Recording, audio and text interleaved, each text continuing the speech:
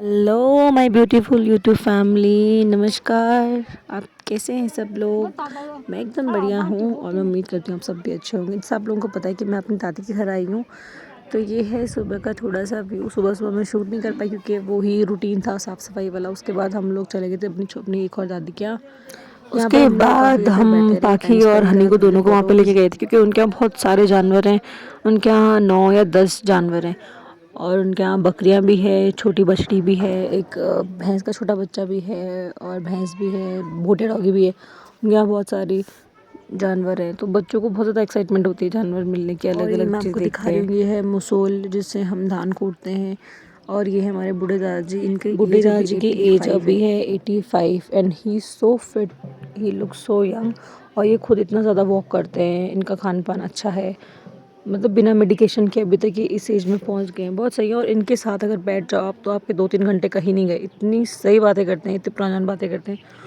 और इनको इतनी ज़्यादा नॉलेज है ना चीज़ों के बारे में। हम जब भी घर आते हैं तो हम इनके यहाँ जाना बहुत पसंद करते हैं। और इनसे हमारी एक और चीज़, फिर इनके साथ ये भी सीन हुआ था कि जब मेरी शादी के बाद मेरे पापा घर आए थे, तो पापा लास्ट डे से एक दिन पहले पापा ने 2 घंटे स्पेंड करे। पापा जल्दी से बैठते थे किसी के साथ, पर दादा के साथ पापा बहुत टाइम स्पेंड करते थे।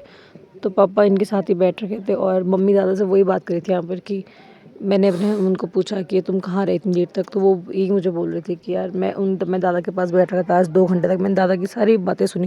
दादा पुराने पुराने ज़माने की बातें करते, उनकी बातें सुनी। और सच में दादा को इतनी ज़्यादा नॉलेज है बहुत सारी चीज़ों की, दादा के पास सब कुछ बातें होती है।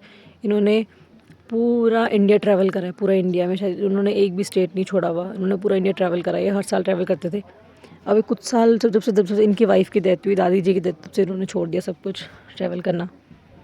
बाकी इनके यहाँ ये भूटिया डॉगी भी है, ये प्योर ब्रीड है। हमारे पूरे गांव में एक ही फैमिली जिनके यहाँ हम जाना बहुत ज़्यादा पसंद करते हैं और हम इन्हीं के यहाँ रहते हैं क्योंकि दादी भी है, दादा भी है यहाँ पर।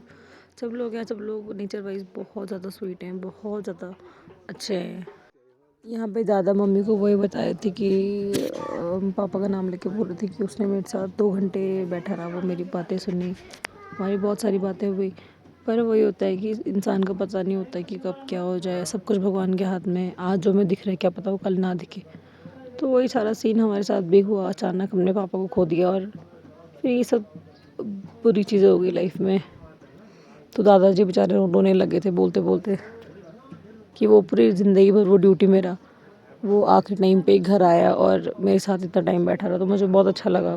बहुत सारी बातें कर रहे थे बेचारे दादाजी, उनकी आंखें इतनी नम हो गई थी हमें उनसे बातें करते, ये मम्मी से बातें वही करते। भेड़ हैं जिनकी कवर की ऊन बनती है, इसकी बनती है प्योर ऊन, प्योर कोट, शॉल, भिंडी, लॉन्ग कोट्स, यही होते हैं प्योर ऊन वाले बकरे जिनकी ऊन निकाली जाती है। अभी जब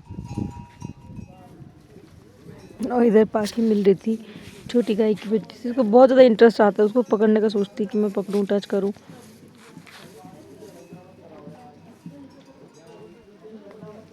देन उसके बाद हम घर आए और मेरी भाभी ने धान के चावल और लोबिया की दाल बना दी थी और प्योर कद्दू का रायता, इतना टेस्टी खाना था। मायके में आने के अलग ही मज़े होते हैं यार।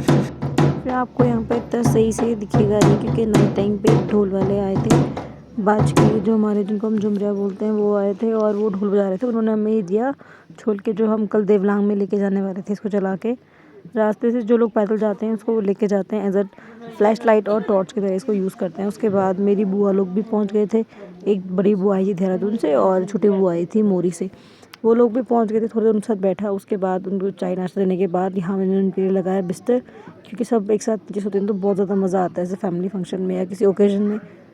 तो यहाँ पे उनके लगाया बिस्तर और हम यहाँ सुबह 4 बजे उठ के सब फटाफट रेडी हो गए थे देवलांग में गैर जाने के लिए। ये गैर में होता है मेला। अभी जो मैंने लास्ट वाली वीडियो में अपना एक थंबनेल डाला था मंदिर का, वो उसी मंदिर में हम लोग जाने वाले थे और यहाँ पर हमने ये जला दिया था और इसको लेके हम जा रहे थे रास्ते में। और यहाँ हम गाड़ी में पहुँचे और हमारी गाड़ी की शीशे पे बिल्कुल बर्फ़ की पतली लेयर जमी थी।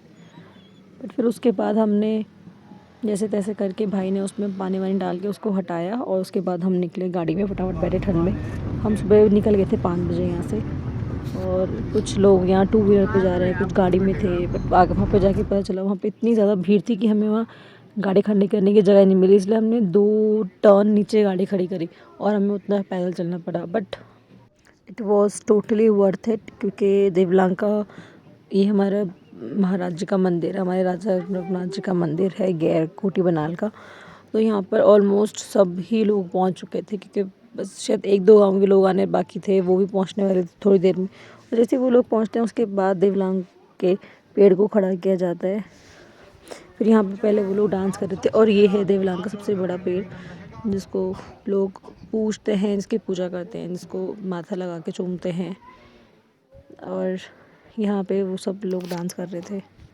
अब बाकी की जितनी वीडियो क्लिप्स भी हैं आप लोग देवलांग मंगशीर बग्वाल का और दिवाली का मज़ा लीजिए, आनंद लीजिए।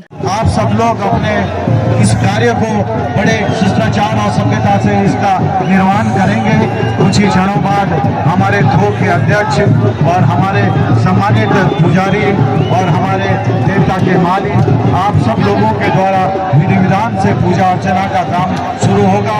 मिठाई का कार्यक्रम होगा, मिठाई का कार्यक्रम होगा। उसके बाद के माध्यम से इस विशाल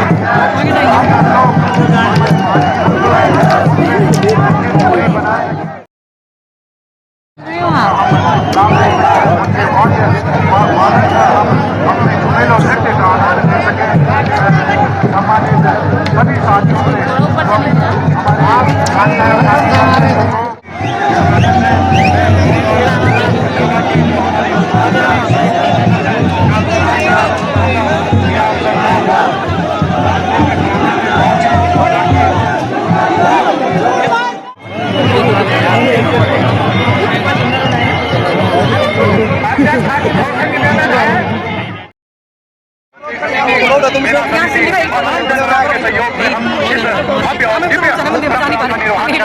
और वो अद्भुत और दिव्य नजारा हमारे सामने है।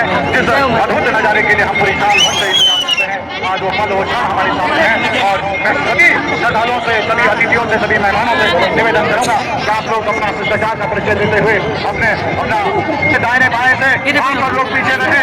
कतिपय कारणों से खींचे आती है तो कोई किसी को घाटी की समूची जनमानस का दूर दूर से आए हुए अतिथिगणों का हार्दिक अभिनंदन स्वागत करता हूँ।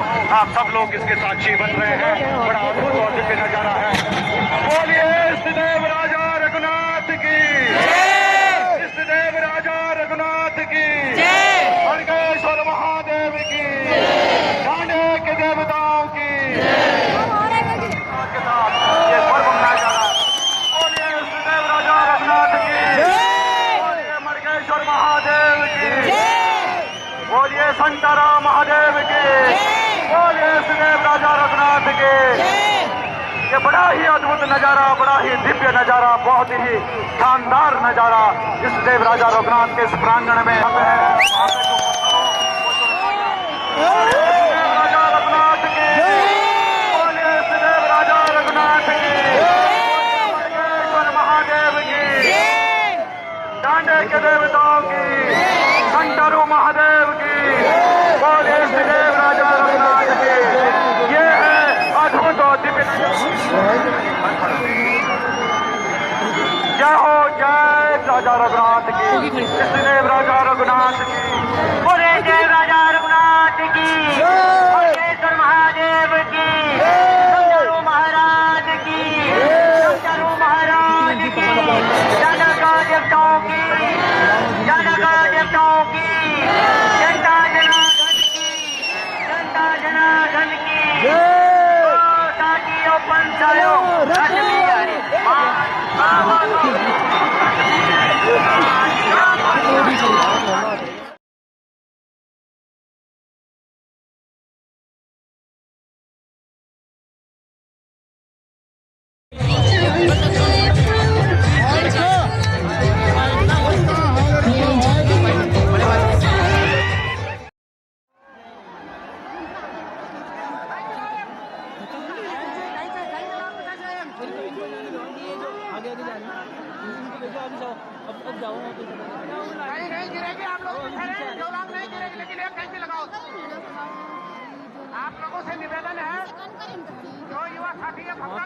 यहाँ पर देवलांग भी खड़ी हो गई थी सेफली, किसी को कोई नुकसान नहीं हुआ। भले ही 2-3 बार में खड़ी हुई, बट हो गई थी एट लास्ट। तो ये रघुनाथ देवता की कृपा है। और यहाँ पर सबके लिए लोगों ने, यहाँ के गैर के लोगों ने इस बार चाय और पकौड़ी और भंडारे वगैरह का आयोजन करा था। बट हम लोग कर नहीं पाए क्योंकि हमने बच्चे घर में छोड़े थे। उसके बाद हम लोग निकल गए थे घर और घर पे हमने बनाई आलू की पूरियाँ और प्योर दही में खाया। यहाँ मेरे ससुर जी भी निकल गए थे घर को और बाकी गेस्ट भी जा रहे थे धीरे धीरे। जो लोग भी रात को आए थे वो सब भी अपने अपने घर जा रहे थे। और यहाँ पर फिर बाजकी हमारे आ गए थे बड़ाई बजाने के लिए, ढोल बजाने के लिए क्योंकि आज बहुत बड़ा फेस्टिवल। पहले मेरे चाचू के यहाँ गए थे क्योंकि चाचू हमेशा घर पे रहते हैं और वो ही दे पाते हैं उनको। हम लोग तो इसी बार आए हैं तो फिर इस बार फिर वो हमारे आए थे तब हमने उनको दिया चावल वावल।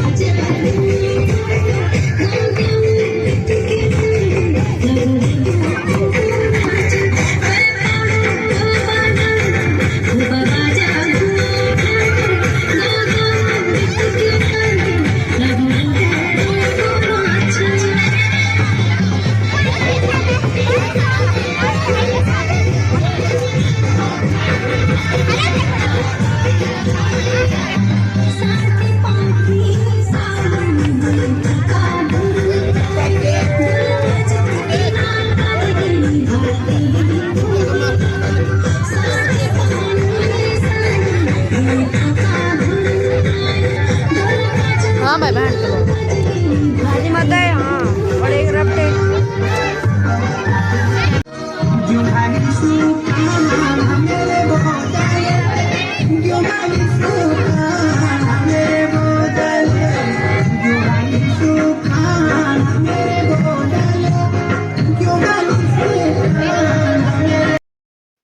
मंगशीर भगवान की आप सबको बहुत बहुत शुभकामनाएं। देखते रहिए मेरे vlogs. Don't forget like share and subscribe.